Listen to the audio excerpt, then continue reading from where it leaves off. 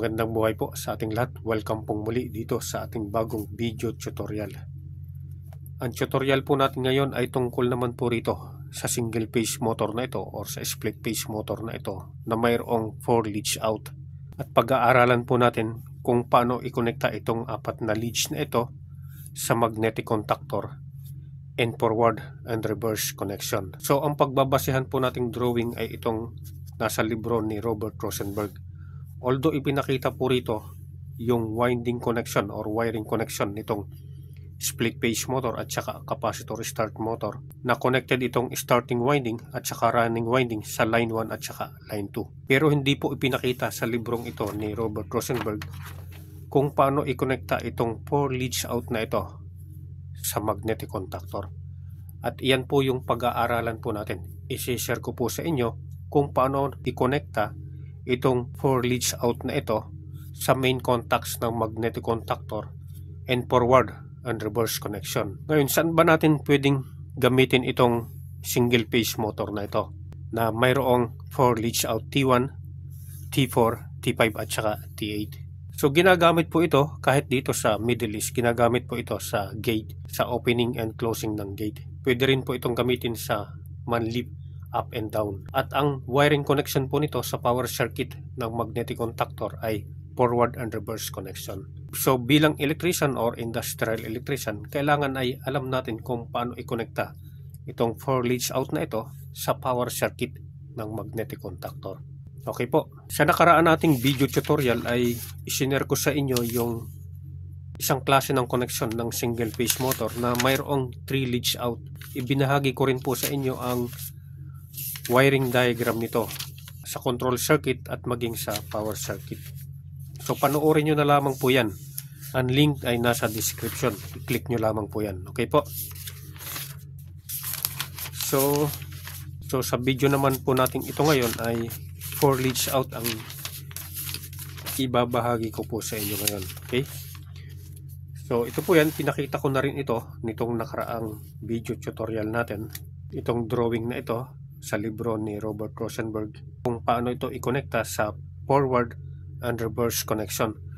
So dito po ay ito yung 4 leads out na makikita natin sa single phase motor. Sa drawing po niya ay ito yung pinaka schematic diagram dito.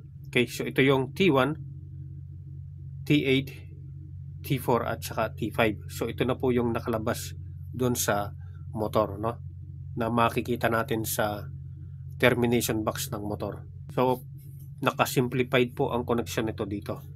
Sa forward connection, itong T1 at saka T5 ay connected sa line 1. Ito po yan. At ito namang T4 and T8 ay connected sa line 2. Sa forward or clockwise rotation po yan. Ngayon, kapag gusto natin itong i-reverse ang connection from clockwise to counterclockwise rotation, kailangan na mag-interchange yung leads ng T5 at saka T8. Katulad po nito. Ito yung counterclockwise connection nito, no? So yung T1 at saka T8 ay connected ngayon sa line 1. At itong T4 at T5 ay connected ngayon sa line 2. So mapapansin nyo po, yung T5 at saka T8 nag-interchange ng connection.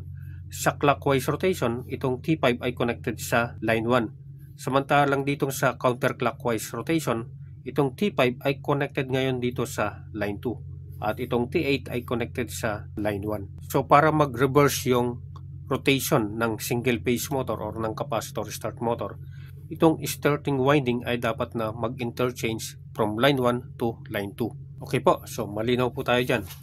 At para mas malinaw po, hindi tayo malito, balikan natin itong connection na ito. So ito yung starting winding at ito yung running winding. Ito yung terminal leads, no? T1 at saka T5 connected sa line 1 at itong T4 at T8 connected sa line 2. So ang ganitong klase ng connection ay ito yung standard connection. Ibig sabihin ay ito yung clockwise rotation.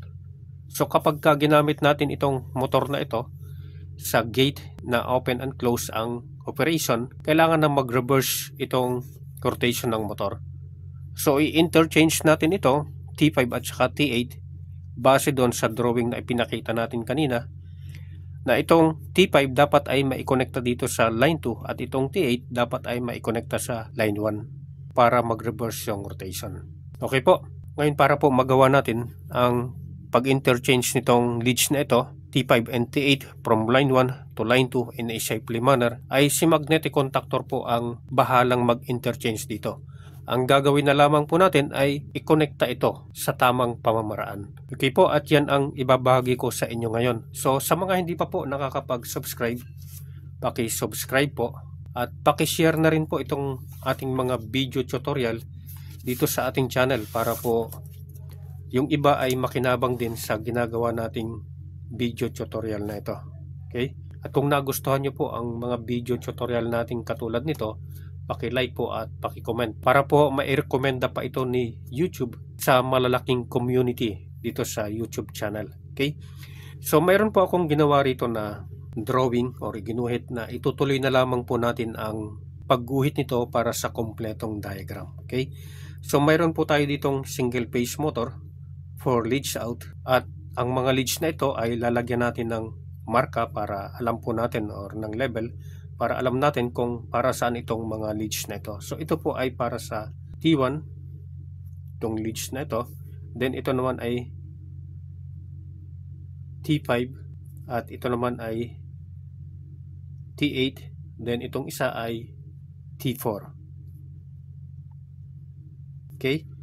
Then ang gagamitin natin ditong contactor ay triple contactor. Ito yung main contacts ng magnetic contactor. So dalawang contactor ang gagamitin natin dito. Ang isa ay para sa forward operation at ang isa naman po ay para sa reverse operation. Okay?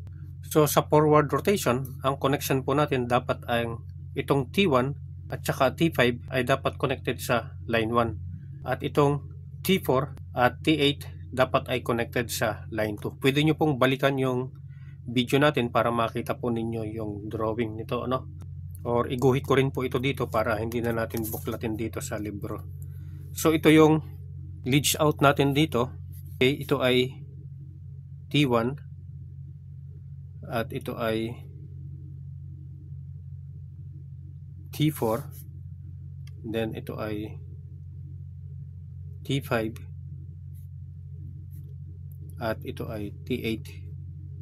So sabi natin kanina, ang clockwise rotation, itong T1 at T5 ay dapat connected sa line 1. So ito yung line 1 natin at ito naman yung T5. Okay? At itong T4 at T8 dapat ay connected sa line 2. Ito yung line 2. At itong T8 ay connected dito sa line 2. So ito yung forward or clockwise rotation. At para mag-reverse ang rotation nito, katulad din ng pinakita natin sa drawing kanina, itong starting winding na T5 at saka T8 dapat ay mag-interchange from line 1 to line 2. Okay? So ito yung running winding at ito yung starting winding. Ngayon, unahin natin itong clockwise rotation or forward rotation na i-connecta dito sa contactor. So itong T1 dapat ay connected sa line 1. So sa contactor natin, ito yung line 1. Ito yung gagawin nating line 1. At itong line 1 ay i-connecta natin dito sa T1. Okay po, so ito yung T1 natin. I-connecta natin yan dito. Kasi sa control circuit, pagka pineres natin yung forward push button, magko-close po itong main contacts na ito. So pag nag-close yan, itong line 1 connected na dito sa T1. Sa mga baguhan po, pwede nyo pong panoorin yung nauna nating video tutorial, no? So ang isusunod po nating i-connecta ay itong T5 na ito at dapat ito ay connecta dito din sa line 1. Katulad po ng makikita natin dito sa simplified connection natin ito, no? T1 and T5 connected sa line 1. So itong T5 ay i-connecta natin dito sa isang main contacts na ito ng magnetic contactor. Okay po, so i-connecta natin ito dito. At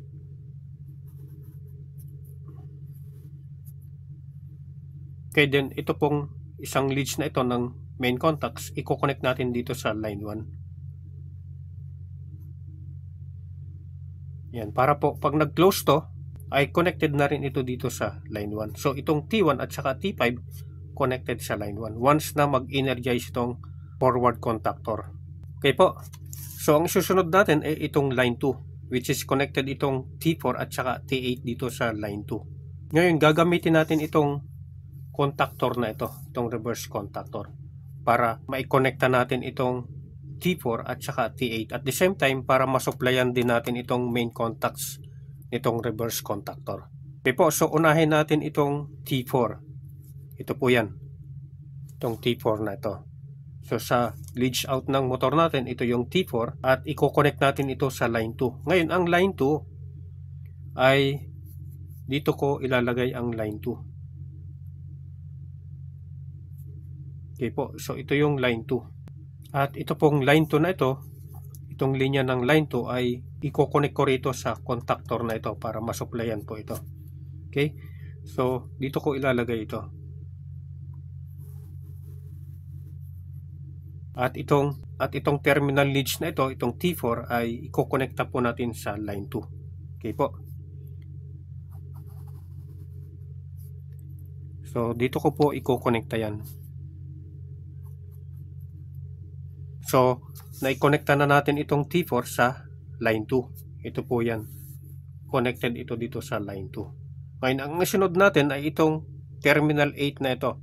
Itong leads ng T8. Connected dito sa line 2 kasama nitong T4. Okay?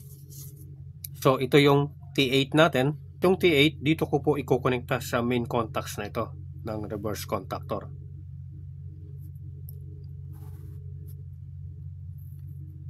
At susupplyan din po natin ito galing dito sa line 2. Kaya kukuha po tayo ng supply dito.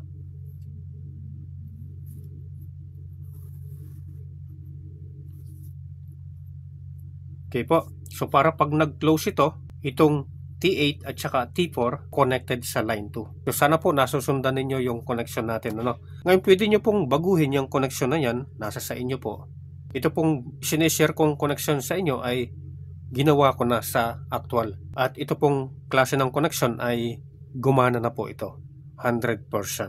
Okay? So muli, ito yung connection ng forward rotation. Base dito. Okay po.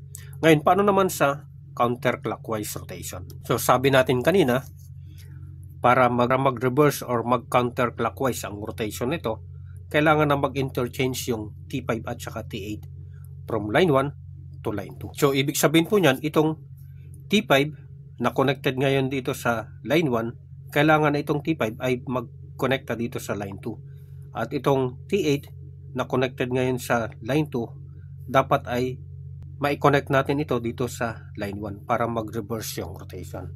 Okay po. So gawin po natin yan dito sa power circuit nitong magnetic contactor. Kapag pinares naman natin ang reverse push button doon sa control circuit, ito naman yung magko-close. Ito po ay naka-open. Hindi ito pwedeng magkasabay. Tandaan po natin yan. Okay po. So ito pong T8 and reverse connection or reverse rotation, dapat ay connected ito sa line 1. So once na ito ay mag-close, dapat connected itong leads na ito, itong terminal point na ito ng magnet ng main contacts, connected sa line 1. So susupplyan po natin ito galing dito sa line 1. Okay po. So ko-connect natin ito dito sa line 1. Para once na ito ay mag-close, masusupplyan natin itong T8. So nagawa na po natin yung isang connection para sa counterclockwise na itong T8. Sa reverse connection ay connected na ito ngayon dito sa line 1. Ito po yan. At itong T8 na ito ay dapat connected din sa T1. So gagamitin po natin itong isang main contacts na ito sa reverse contactor para sa T1. Okay po. So susupplyan din po natin ito galing sa line 1. Kukonect na lamang natin ito dito. Ayan. And then itong out nitong main contacts ng reverse contactor, i-connect natin dito sa T1. Ito po yan. Okay.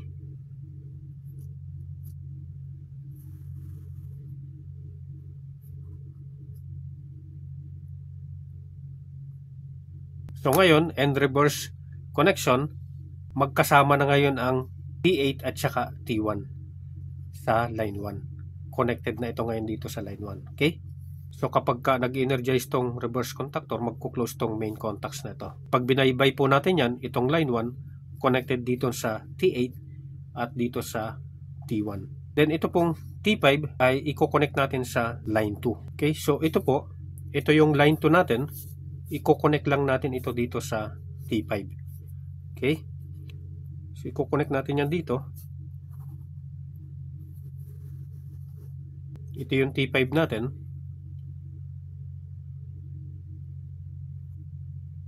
Yan. At itong T4, which is directly connected na rito sa line 2. So kapag pinares natin yung reverse push button sa control circuit, magko-close to. Itong T1 at saka T8 magkasama sa connected sa line 1, at itong T5 at saka T4 connected sa line 2. So uiikot na po ito and reverse rotation.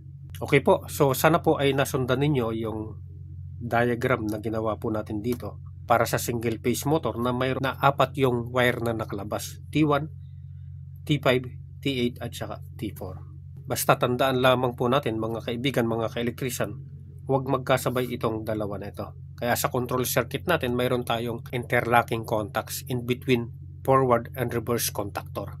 Okay po, so yan po ang ating tutorial ngayon. Sana po ay makatulong ito sa inyo kasi gamit na gamit po ito kahit dyan sa Pilipinas, sa atin, lalo na po dito sa Middle East. Ito po ay malimit ko ring ma-encounter itong ganitong klase ng connection dito sa Middle East. So pwede nyo na po itong kopyahin, pagandahin ninyo yung inyong drawing at isave po ninyo, itago nyo para may reference kayo for the future.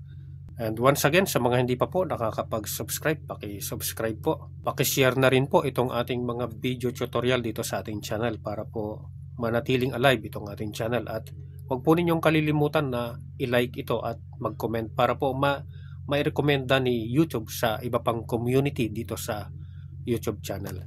Para magtuloy-tuloy po itong pag-upload natin ng video dito sa channel natin para makatulong din po tayo lalo na sa mga baguhan. Okay po, so mabuhay po tayong mga Pilipino.